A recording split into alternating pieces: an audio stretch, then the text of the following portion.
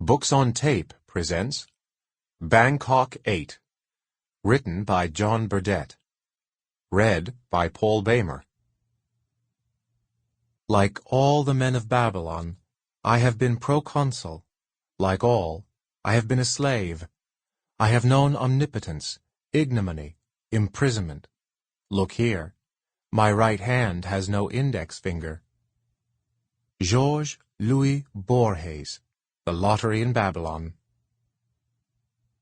In the whole world there is no one who does not welcome it like reason.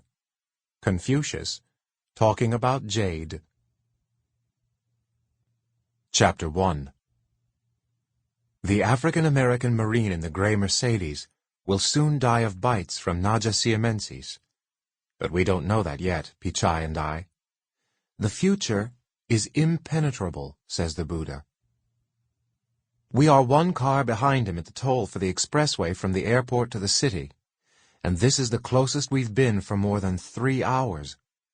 I watch and admire as a huge black hand with a heavy gold signet ring on the index finger extends from the window, 100 baht note clipped stylishly between the pinky and what our fortune-tellers call the finger of the sun. The masked woman in the booth takes the note, hands him the change, and nods in recognition at something he says to her, probably in very bad Thai. I tell Pichai that only a certain kind of American farang attempts conversation with toll booth operators. Pichai grunts and slides down in his seat for a nap. Survey after survey has shown sleep to be my people's favorite hobby. He's picked someone up, a girl, I mutter casually, as if this were not a shocking piece of news and clear proof of our incompetence. Pichai opens one eye, then the other, raises himself, and stretches his neck just as the Mercedes hatchback races away like a thoroughbred. A whore?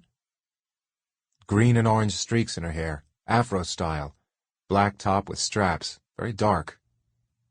I bet you know who designed the black top? It's a fake Armani. At least Armani was the first to come out with the black semi-tank top with bootlace straps. There have been plenty of imitators since. Pichai shakes his head. You really know your threads. He must have picked her up at the airport when we lost him for that half hour. I say nothing as Pichai, my sole brother and partner in indolence, returns to his slumbers. Perhaps he is not sleeping. Perhaps he is meditating. He is one of those who have had enough of the world. His disgust has driven him to be ordained, and he has named me as the one who, along with his mother, will shave his head and eyebrows, which honor will permit us to fly to one of the Buddha heavens by clinging to his saffron robes at the moment of death. You see how entrenched is cronyism in our ancient culture. In truth, there is something mesmeric about the Black Marine's head and shoulder set which has consumed all my attention. At the beginning of the surveillance, I watched him get out of his car at a gas station. He is a perfectly formed giant, and this perfection has fascinated me for 3 hours, as if he were some kind of black Buddha, the perfect man, of whom the rest of us are merely scale models with ugly flaws.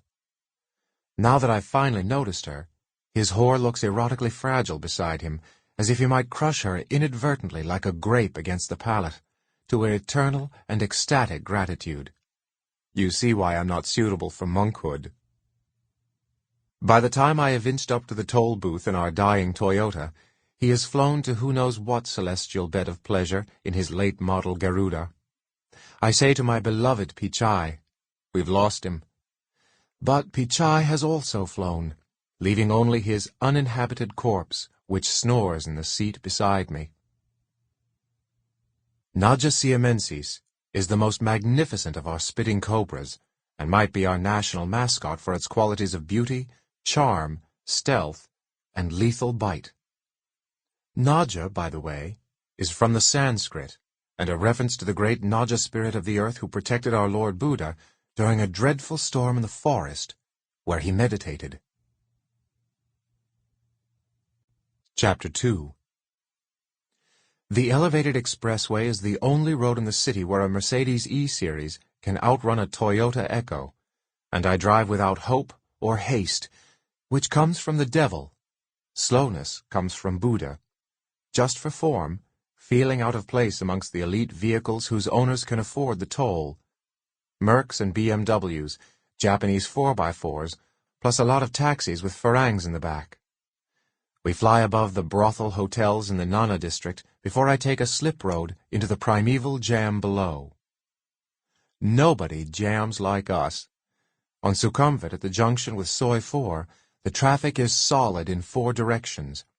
There is a sentry box here for the traffic cops who are supposed to deal with the problem. But how do 2 underpaid cops move 1 million cars packed like mangoes for export? The cops are asleep behind their glass, and the drivers have given up honking their horns. It is too hot and humid to honk.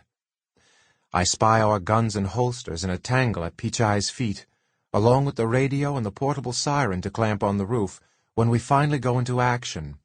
I nudge Pichai. Better call him. Tell him we lost the mark. Pichai already has the monkish capacity to hear and understand whilst asleep.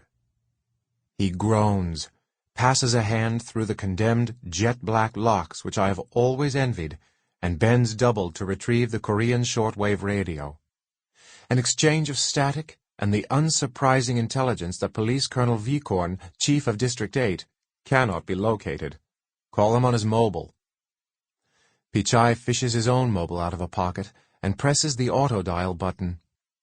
He speaks to our colonel in terms too respectful for modern English to carry, somewhere between sire and my lord, listens for a moment, then slips the Nokia back in his pocket. He's going to ask traffic to cooperate. If the black farang shows up, traffic will call us on the radio. I turn up the air conditioning and wind the seat back. I try to practice the insight meditation I learned long ago in my teens and have practiced intermittently ever since. The trick is to catch the aggregates as they speed through the mind without grasping them. Every thought is a hook, and if we can only avoid those hooks, we might achieve nirvana in 1 or 2 lifetimes, instead of this endless torture of incarnation after incarnation. I am interrupted by more static from the radio. I register static, static, static, before emerging from the meditation. Black farang in grey Mercedes reported stopped at Dao Praya on the slip road under the bridge. Pichai calls the colonel, who authorizes the siren. I wait, while Pichai slips out of the car, clamps the siren to the roof, where it flashes and wails to no effect on the gridlock, and walks over to the sentry box, where the traffic cops are dozing. At the same time, he is strapping on his holster and gun and reaching in his pocket for his police ID. A more advanced soul than I, he gives no sign of the disgust he feels at being trapped in this pollution called life on Earth. He would not wish to poison anyone else's mind. Nevertheless, he smacks his hand somewhat violently against the glass of the sentry box and yells at them to wake the fuck up.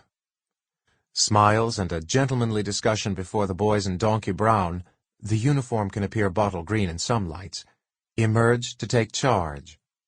They come up to me in the car, and there is the usual double-take when they see what I am. The Vietnam War left plenty of half-castes in Krung Thep, but few of us turned into cops. There are several inches of slack within which every car can shunt, and our colleagues show considerable skill and cunning in making a space. In no time at all, I am able to drive up onto the sidewalk where the siren terrorizes the pedestrians. Pichai grins. I am skilled at very dangerous driving from the days when we used to take drugs and steal cars together.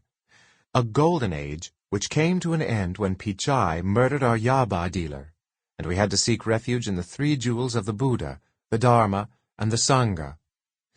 There will be time in this chronicle to explain Yaba. While I practice close encounters with cooked food stalls, sex traders, and oncoming traffic, wheel spins, split-second lurches, and even one-hand brake spin, I try to remember what Dao Praya Bridge is famous for. Why have I heard of it at all? We are very happy. Sabai means feeling good, and Sanuk means having fun. We are both, as we race toward the bridge in demonic haste, with Pichai chanting in Pali, The ancient language of the Gautama Buddha for protection. Sample complete. Ready to continue?